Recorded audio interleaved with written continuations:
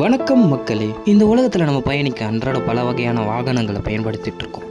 சாதாரணமான சைக்கிள் இருந்து அதிவேக பைக்குகள், சொகுசு கார்கள் என பல வகையான வாகனங்கள் இக்காலத்தில் தோன்றியுள்ளன. ஆனால் சாலை இல்லாத பகுதிகளில் இவையெல்லாம் பயன்படுமா?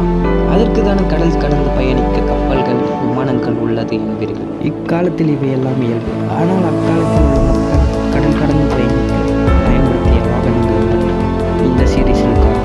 This is the story of inventing the aircraft.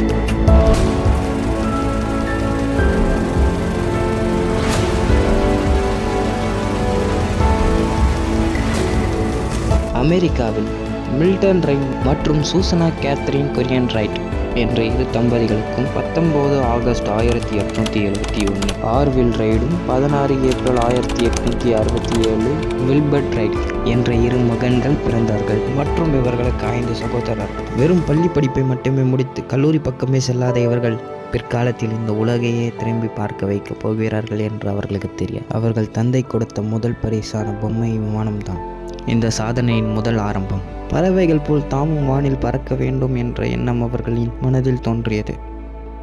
1894 right பிரதர்கள் தனது வெஸ்ட் சைட் நியூஸ் என்ற நியூஸ் பேப்பர் கம்பெனியை உருவாக்கினார்கள். அதில் ஆல்ஃபிரட் ரைட் பப்ளிஷராகவும் வில்பர்ட் ரைட் எடிட்டராகவும் இருந்தனர். 1900 காலகட்டத்தில் ஓட்டோ லிலியத் என்ற பேராகிளைடர் அமெரிக்காவின் தலை சிறந்த பேராகிளைடரில் ஒருவராக இருந்தார். பிற்காலத்தில் இவரே ரைட் பிரதர்ஸ்களுக்கு முன்னோடியாக திகழ்ந்தார். டிசம்பர் 1892 ரைட் பிரதர்ஸ்கள் சைக்கிள் அண்ட் கோ கடை ஒன்றை நிறுவினர். சொல்ல போனால் அவர்களின் சாதனை இங்கிருந்து தான் தொடங்கியது.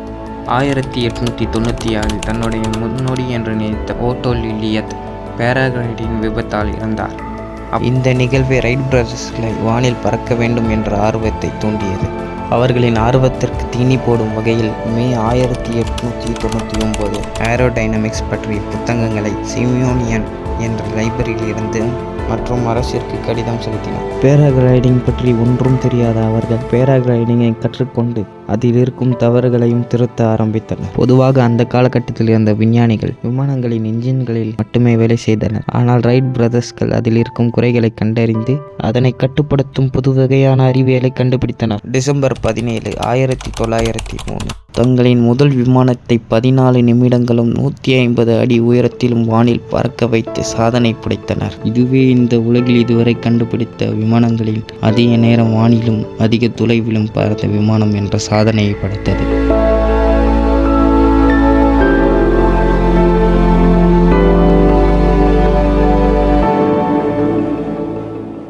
பிறகு அரசின் மூலம் பல விருதுகளை பெற்றனர்.